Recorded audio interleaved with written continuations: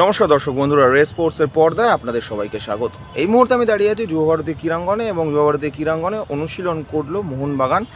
কিছুক্ষণ আগেই অনুশীলন শেষ হয়েছে মোহনবাগানের এবং সেই অনুশীলনে কিন্তু আজকে দেখা গেল সবার প্রথম সেটা ছাংতে এবং জেলকোভিচ, অর্থাৎ সমীর জেলকোভিচ, এরা দুজন কিন্তু মোহনবাগান অনুশীলনে আজকে যোগ দিলেন।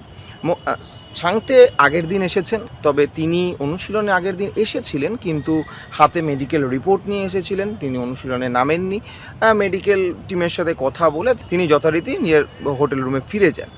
আজকে কিন্তু ছাংতে এলেন এবং তারপরে সবুজ মেরুন যে প্র্যাকটিস কিট সেটা পরে মাঠে নামলেন, প্র্যাকটিস গ্রাউন্ডে নামলেন এবং প্র্যাকটিস করলেন। যদিও অনুশীলন করার সময়টা অনেক বেশি নয়, খুব কম সময়ের জন্যই আজকে অনুশীলন করলেন এবং তার সাথে জুটি বাঁধলেন অনুশীলনে আজকে দুজন, একজন সমীর জেলকোভিচ আর একজন মেহতাব সিং। মেহতাব সিং আজকে দলের সাথে অনুশীলন করেননি, তিনি আজকে আলাদা দৌড়ালেন এই সমীর এবং ছাংতের সাথে। ছাংতে এবং সমীর জেলকোভিচকে আমরা দেখলাম যে তারা মাঠে দৌড়ালেন বেশ কিছুক্ষণ। প্রথমে ফিজিওর সাথে একসাথে দলের সাথেই ছিলেন, তারপরে মাঠে দৌড়ানো শুরু করলেন এবং মাঠে কিছুক্ষণ দৌড়ানোর পর তারা গিয়ে বসে পড়লেন ঠিক যেই দিকটা আছে সাজঘর অর্থাৎ ড্রেসিং রুম, সেই ড্রেসিং রুমের পাশে একটি চেয়ারে এবং সেখানে তাদের সাথে বসলেন আরেকজন, তিনিও আজকে দলের সাথে অনুশীলন করলেন না, তার নাম জেমি ম্যাকলারেন। আগের দিনও দলের সাথে অনুশীলন করেননি জেমি ম্যাকলারেন, আজকেও তিনি দলের সাথে অনুশীলন করলেন না। তবে আগের দিন যেমন শুধু স্ট্রেচিং করে উঠে গেছিলেন, আজকে কিন্তু বল পায়ে অনুশীলন করলেন, শট করলেন, ফিজিওর সাথে অনুশীলন করলেন, স্প্রিন্ট করলেন, সবই করলেন, খালি দলের সাথে এই অনুশীলনটা করলেন না। জেমি ম্যাকলারেন কিন্তু এই মোহনবাগান দলের একটা অন্যতম ভরসার নাম।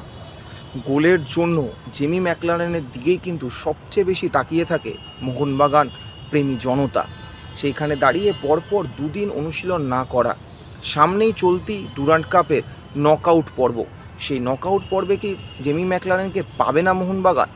সেই প্রশ্নের উত্তর কিন্তু এখনও দেওয়ার সময় আসেনি, এখনও ম্যাচ আসতে দুদিন সময় আছে।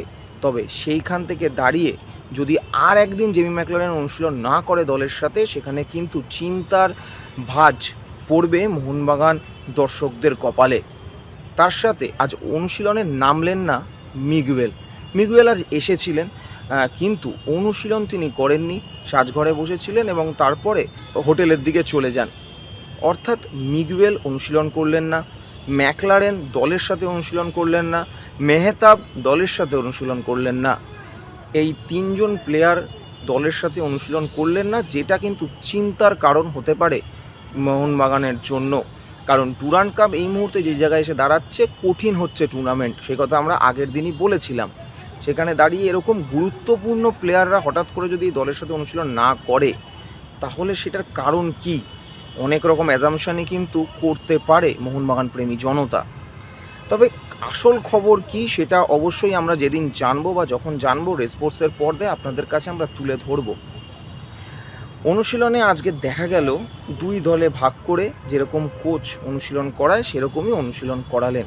তার সাথে আজকে দেখা গেল অনুশীলনে 2x2, 2x3 অর্থাৎ বা 3x3 অর্থাৎ ট্রানজিশন প্র্যাকটিস, কত দ্রুত ট্রানজিশন করা যায় সেই অনুশীলন কিন্তু আজকে করালেন মোহনবাগান কোচ এবং তারপরে দুই দলে ভাগ করে অনুশীলন করালেন। সেই দুই দলে ভাগ করে যখন অনুশীলন করালেন, সেখানে কিন্তু আমরা দেখলাম যে এখনও অবধি আপুইয়া আর থাপা একসাথে অনুশীলন করছেন না, মানে দুজন আলাদা দলে রয়েছেন। সেখানে দীপক টাংরি রয়েছেন থাপার সাথে, অ্যাটাকিং পজিশনে মনবিরি রয়েছেন এবং আগের দিনে যে প্রথম একাদশ ছিল সেইটা একদিকে ছিল এবং অন্যদিকে আরেকটি প্রথম একাদশ তৈরি করা হয়েছিল।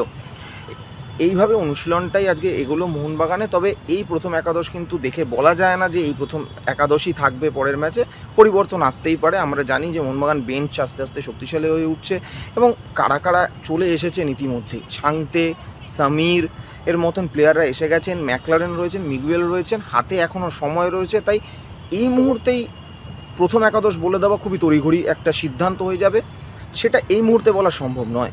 তবে কিছু প্লেয়ারের অনুশীলন না করা যেমন চিন্তা বাড়াচ্ছে, তেমনই মোহনবাগান যে নিজের মতন করে এগিয়ে চলেছে এবং টুর্নামেন্টকে জেতার জন্য ঠিক যতটা পরিশ্রম করা দরকার, যা যা পরিশ্রম করা দরকার মোহনবাগান কোচ এবং পুরো দল করছে, সেই কথাও বলতে হয়।